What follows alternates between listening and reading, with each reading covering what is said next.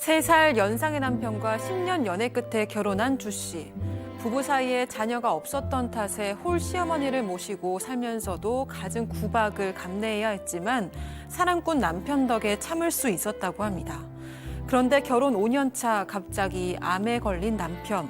이후 주 씨는 8년 동안이나 남편 곁을 지키며 지극정성으로 간호했지만 끝내 하늘나라로 떠나보내야 했는데요. 슬픔이 채 가시기도 전 시어머니는 대뜸 주 씨에게 남편의 항암 치료비와 수술비로 빌려준 수천만 원을 갚으라 요구하기 시작했습니다. 13년 결혼 생활, 시어머니에게 당한 서름도 많은데 그동안 남편을 간호한 대가는 물거품이 되는 건지 너무나 억울하고 화가 난다는 주 씨. 시어머니 요구대로 돈을 다 갚아야 하는 걸까요? 가족의 여러분, 이번 사연 좀 많은 의견 좀 내주셨으면 좋겠어요. 이 암에 걸린 남편을 지극정성으로 간호하다 지난해 하늘나라로 떠나보낸 40대 아내분의 제보입니다. 암 투병 기간이 무려 8년. 8년 동안 남편의 병수발을 들었어요. 얼마나 심신이 망가졌겠습니까? 자, 지금부터 시작을 해보죠. 네, 이 40대 아내 주모 씨의 제보인데요. 남편이 구강암에 걸렸습니다. 그런데 이 남편을 8년간 간호하다가 지난해 6월에 결국 떠나보냈다고 합니다. 이 암투병 기간 동안 남편 상태가 좋아졌다가 나빠졌다가를 반복을 했습니다. 그래도 이 부부가 희망을 놓지 않고 끝까지 노력을 좀 했다고 하고요. 그런데 2년 전에는 척추로 암이 전이가 됩니다. 그래서 하반신 마비 증상이 왔는데 이 아내의 집념이 또 대단합니다. 재활병원도 아니고 집에서 이 남편을 열심히 운동시켜서 결국에 걷게 만들기도 했습니다.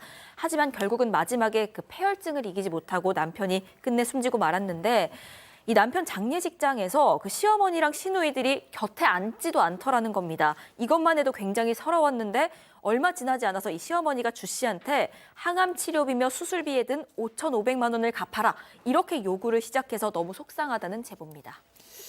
아니, 물론 자식을 잃은 그 안타까움은 알겠는데 뭐가 됐든 자기 아들을 그렇게 극진하게 간병을 했으면 아유, 며느라 누구야 참 고생했다. 너도 참 고생. 이게 아니라 지금 항암 치료비, 수술비, 야, 너 서방 한 거 너 빨리 내놔. 이게 뭐예요 도대체? 네. 그런데 이 시어머니께서 결혼하기 전부터 굉장히 좀 못마땅했나 봐요. 이 두 부부는 10년 연애를 한 장기 커플입니다. 그러니까 3년 연상이었고 그다음에 이제 10년 연애를 해서 빨리 결혼을 하고 싶었는데 결혼을 하려고 딱 하는 순간 시아버지가 돌아가신 거예요. 그래서 또 결혼이 미뤄진 거예요. 근데 결혼이 미뤄졌는데 이제 홀시어머니가 된 거잖아요. 사남매 중에 유일하게 아들이었다고 합니다. 그러니까 이제 홀시어머니가 이 아들한테 좀 집착을 하시는 게 있었고 이 며느리께서 이제 그래도 우리 어머니 혼자 계시니까 내가 모시겠다. 그래서 시댁으로 들어가서 사는 걸 이제 자처했어요. 근데 처음부터 끝까지 이 어머니는 이 며느리를 이쁘게 보신 적이 없는 것 같아요. 맨 처음에 예단 받을 때부터 누워서 받으셨대요. 그러면서 못마땅한 기색을 갖고 있다가 시집살이도 아주 보통이 아니게 시키셨다고 합니다. 백 변호사님, 네. 예단 들고 왔을 때 드러누워 있는 시부모의 모습을 보신 적이 있습니까? 처음 본 것 같은데요. 이런 사례도 저도 본 적이 없는 것 같아요. 차라리 반대라면 안 받으면 안 받았지. 저렇게 그렇죠, 와서 그렇죠. 들어 넣어서 막 무시하듯이 하는 거. 근데 이 정도까지였으면 그래도 버틸 수 있었을 텐데 이게 끝이 아닙니다. 시어머니 모시고 살기로 했잖아요. 그럼 시어머니 그 집에 들어가서 살게 되면 그 부엌은 시어머니의 부엌입니다. 그렇죠. 그렇죠. 시어머니의 부엌은 며느리 입장에서 굉장히 낯설고 서툴 수밖에 없잖아요. 근데 이런 거예요. 그냥 주 씨도 이제 어떻게든 시어머니 도우려고 딱 들어가면 정신사납다고 들어온 순간 도마의 칼을 딱 내려놓는다고 해요. 요리 안 하고. 그리고 이제 주 씨가 이제 나가면 그제서 다시 요리를 시작하고. 그리고 이제 남편하고 지금 보시는 것처럼 셋이 밥 먹으면 본인이 만든 반찬은 다들 앞에 두고 며느리가 만든 반찬은 너가 알아서 먹으라고 며느리 쪽에 던져놓고 그리고 또 주 씨가 부엌에 이제 자기 없는데 한번 들어가면 바로 또 지켜보고 또 뭐 하나라도 없어지면은 너 이것도 어디다 뒀냐 이렇게 뭐라 하고 부엌에 손도 못 대게 해놓고 정작 시누이들한테는 이렇게 얘기했다고 합니다. 아유, 제가 부엌 일 안 해서 내가 너무 힘들어. 이런 거짓말까지 했다고 합니다. 팀장님, 이 정도까지 들어보니까 그럼 애초에 결혼을 반대를 하지. 왜 남의 집 귀한 딸 집안으로 들여가지고 이런 짓을 해요. 그렇습니다. 시어머니가 상당히 문제가 있는 분인데요. 사실 이런 시어머니하고 산 게 한 7년 정도 된다고 합니다. 그런데 이 부부 사이에 아이가 없었다는 거예요. 그러니까 아이가 없는 걸로 해가지고 며느리한테 상당히 구박은 같은데요. 사실은 결혼 초부터 이제 아이가 안 생기니까는 산부인과를 다녔습니다. 그러니까 혹시 내가 신체적으로 이상이나 싶어서 산부인과 갔더니 아무런 문제가 없다는 거예요. 어허. 그런데 중요한 게 있습니다.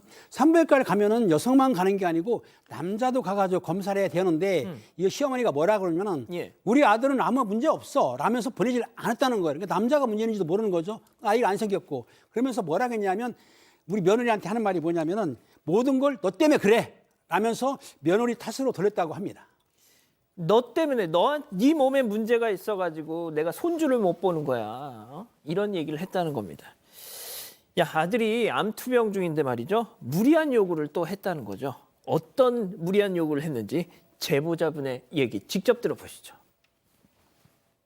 제가 남편 간호하는 것도 힘든데 저보고 혼자 가가지고 그 시험관도 가서 니 혼자 가서 시험관 하라 하고 남편은 저렇게 아파서 있는데 척추까지 전이가 되니까 이제는 이제 입양을 또 권했거든요. 그것도 제가 거절을 했거든요. 남편도 싫다고 얘기했어요. 거기 어머니가 좀 불만이 많으셨어요. 애가 없는 것에. 남편이 재산을 좀 부동산을 많이 상속을 받았어요. 그 며느리 혼자 있으니까 그냥 아깝다는 거죠. 그게. 아유, 교수님. 참. 예. 너무 일반적이지 않죠. 아들이 항암 중인데 며느리를 시험관을 하라고 얘기하시는 것도 너무 일반적이지 않고 또 시험관 시술하는 게 얼마나 힘든데 그것도 이제 남편 아프니 우리 아들 아프니까 너 혼자 가서 시험관 수술해라 이런 시어머니가 계시다니요. 이것도 사실은 이제 이것도 모자라서 그걸라도 안 할 것 같으면 입양이라도 해라 뭐 이렇게 얘기를 하면서 입에 달고 사셨다는 거예요.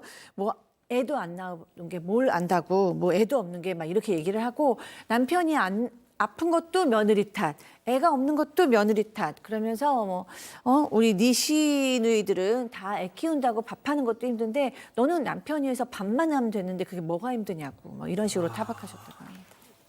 자, 이럴 때 제일 중요한 게 남편의 역할 아니겠습니까? 물론 지금 이 사연자분의 남편께서는 당시 이제 되게 아프셨다니까 조금 뭐 차이는 있을 수 있겠지만은 그래도 병상에 누워서라도 엄마 제발 좀 그러지 좀 말라고 뭐 했을까요? 그러니까 이게 통상 이런 이제 제보 사건들 보면 여기서 남편의 역할이 좀 안 좋은 쪽으로 많이 그러니까요. 나오잖아요. 근데 이 가정에서는 그러지 않았다고 합니다. 남편은 예전부터 사랑꾼, 지금도 계속 사랑꾼이었다고 해요. 돌아가서까지.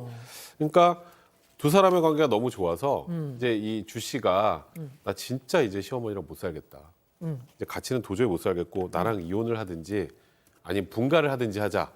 근데 그때 시어머니가 내 아들은 절대 분가할 일 없어 이렇게 호언장담을 했는데 남편은 분가를 선택했습니다. 그래서 그때 시어머니가 굉장히 충격을 많이 받았나 봐요. 근데 분가를 하긴 했는데 이제 남편은 암투병 중이잖아요. 또 매일같이 전화해서 뭘 먹었냐, 별일 없냐 확인해서 좀 스트레스를 받긴 했지만 그래도 분가는 하긴 했다고 합니다. 그래도 남편분이 분가를 했어요. 내 아내와 우리 엄마 사이를 떼어놨습니다. 그 정말 큰 결단인데 여기서 끝이었으면 뭐 저희가 전해드리지도 않죠. 네, 이런 와중에 그 아내 주 씨 친정 아버지가 또 췌장암 투병을 하셨는데 이 당장 주 씨는 남편 병간호를 하고 있었다 보니까 이 정작 친정 아버지는 제대로 들여다보지도 못했다고 합니다. 그런데 그때 남겨놨던 이 주 씨의 일기가 있습니다. 그래서 그 일기 내용을 저희가 전달받아서 좀 전해드리자면요. 남편이 퇴원하고 집에 와서 매일 오전 2시간, 밤에 2시간 이렇게 다리를 주물러줬다. 친정아버지도 다리가 퉁퉁 부었는데 나는 한 번도 아빠 다리를 만져주진 못했다. 베개 위에 다리를 올려놨다는 얘기에 마음이 아팠지만 남편을 간호해야 해서 항암 치료하시고 집에 혼자 계시는 아빠한테 한 번도 가질 못했다. 나는 간병인이 아닌데 남편 간호할 사람은 필요하고 나한테 10원 하나 주기는 싫고 이게 시댁 가족들 마음인 것 같다. 내 눈에는 그렇게 보인다. 이런 내용이었습니다. 그리고 재작년에 이 친정아버지가요 결국 돌아가셨습니다. 그런데 시어머니가 이걸 두고 사돈인데 아버지 돌아가신 건 자식 아픈 거에 비해서 아무것도 아니다 라면서 조문도 안 왔다는 겁니다. 장례 마치고 집에 돌아왔을 때도요 며느리한테 괜찮냐 이 말 한마디를 안 했습니다.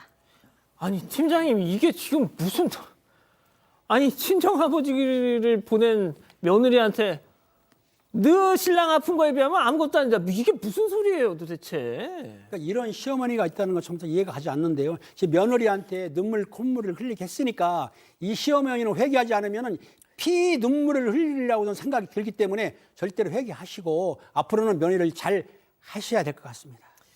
자, 정말 이 제보자분 어떻게 지금까지 우리 가족 여러분들도 지금 이게 말이 되냐 지금 이러고 계세요. 자, 13년 동안 겪은 일을 정말 일기장에 빼곡하게 적으셨다는데, 자, 그중 몇 가지만 저희 별별 극장에서 재연을 동의를 얻고 해보고자 합니다. 자, 박상희 교수와 이자연 기자 고부지간으로 만납니다. 만나보시죠. 예. 그때 성문이 병원비며 치료비 쓴다고 5,500만 원 빌려간 거 어서 갚아라. 네? 아니 어머니 그게 무슨 말씀이세요? 지금 상 치른 지 얼마나 됐다고. 아니 기간이 중요한 건 아니고 그런 거는 빨리빨리 깔끔하게 정리해야 내 속이 편하다. 아니 그건 성문 씨가 직접 어머니께 빌렸고 또 성문 씨 통장으로 받은 돈인데 그걸 제가 갚아야 하나요? 얘 말하는 것 좀 봐. 분가하자고 네 남편 들쏘서 나갈 땐 언제고 이럴 땐 또 남이니? 성문이 가고 그 많은 재산 고스란히 다 너한테 간 것도 내가 얼마나 분하고 억울한데. 아니 어머니 다 저한테 오다뇨. 6대 4잖아요. 그거 어머니도 가져가시잖아요. 거기에다가 병원비까지 달라고 하시면 어떡해요. 자, 여기서 그러면 오늘의 궁금증 짚어보죠. 자, 8년간 간병한 남편 떠나보냈는데 병원비 갚으랍니다, 시어머니가. 아니 이게 자, 일단 뭐 법적인 거는 좀 나중에 제가 여쭤볼게요. 팀장님부터 말씀해 주십시오. 참 어이가 없습니다. 아니 그 자기 아들 병원비를 며느리한테 갚으라고요? 제가 이런 시어머니는 없는 것 같은데 이 며느리 입장이 사실이라고 하다면 정말 이런 시어머니 정말 반성하고 회개를 확실히 해야 될 것 같습니다. 이게 교수님 이거는 아닌 것 같아요. 저 진짜 제가 말씀 주십시오. 사실 8년 동안 이렇게 오롯이 혼자서 간호를 한다는 건 보통 일이 아닌데 이 시어머니는 끝까지 며느리를 남이라고 보신 것 같아요. 그러니까 이 남한테 이 재산을 넘기는 조금 사라도 보내는 것도 너무 싫고 그러다 보니까 며느리가 지금 돈이 문제가 아니라 너무 서운한 거죠. 너무 상처가 되는 거죠.